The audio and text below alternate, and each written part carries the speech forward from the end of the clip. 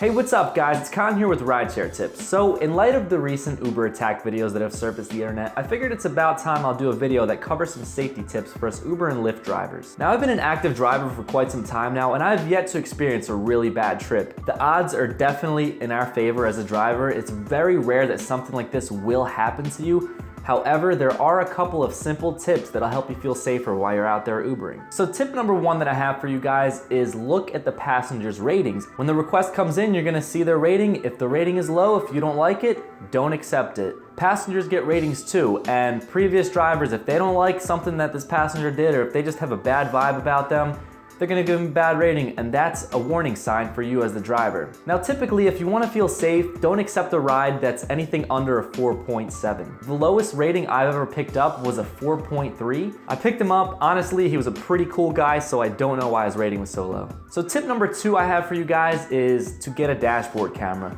Guys, if you're really concerned, if you're really worried about your safety, I would definitely recommend getting a dashboard camera, one that records the inside of your car and the outside of your car simultaneously. As a passenger, getting into the car and seeing a dashboard cam, knowing that you're gonna be recorded, you're definitely not gonna try to mug your driver, right? Even if it's not recording, even if the camera is just hanging there, the passenger's not gonna wanna do anything stupid. You know, it's like having a Sloman Shield sign outside of your house. Even if you don't have it, you can still have the sign there and burglars are not gonna wanna go into your house. Tip number three is to have a weapon on you, whether it's pepper spray, a taser, a pocket knife, brass knuckles. Have something in your door panel, something that's just within arm's reach. In case something were to happen, it's right there. You pick it up, you spray them, whatever, you tase them. Hey, some people have licenses to carry.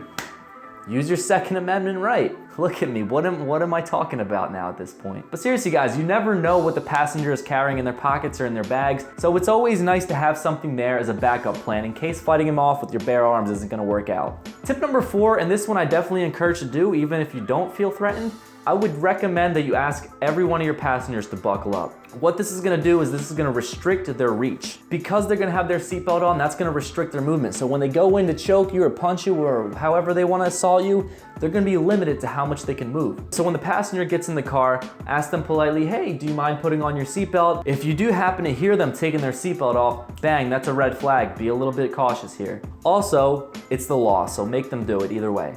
Having said that, tip number five is going to be adjust your rear view mirror. You wanna make sure that they're wearing their seatbelt and you wanna keep an eye on them on all times, especially if you have a bad feeling about them. If something is shady about them, you wanna be able to see them at all times. So if they unbuckle their seatbelt, if they start reaching into their bag or into their pocket, make sure that your rear view mirror is aligned correctly so that you can see everything that they're doing back there. You know, in case they do pull something on you, you're gonna have the heads up. It's not gonna be a sneak attack. You're gonna see what's going on back there before it happens. And my last tip for you guys is do not drive late at night. That's when bad things happen, guys. When the bars are closing, it's 2 a.m., everybody's drunk, getting an Uber and a Lyft home.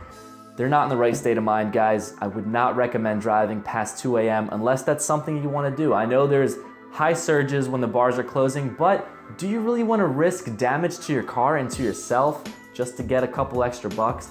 I personally don't. I don't drive late at night, and I wouldn't recommend it for you if you're concerned about your safety.